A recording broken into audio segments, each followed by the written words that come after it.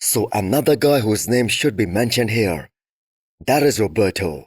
So he looked absolutely sensational a few weeks back when he did France Pro and he was able to make top 4. So he has a good structure overall, and in France, he looked blasting full in the chest and the shoulders region, which allowed him to stand out big time, even among guys like Quinton and Danilov Sergey. So that's one of the guy who actually beat both James Hollingshead and Stefan Matala in that show.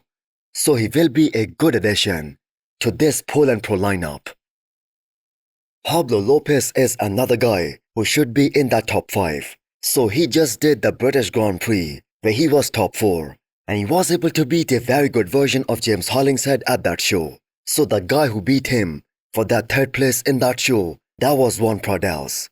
So the one thing that Pablo is missing is that he isn't wide enough. He doesn't have those flaring lats like Juan does, but he has those very round and very 3D looking shoulders, and the man has been getting better with every passing year.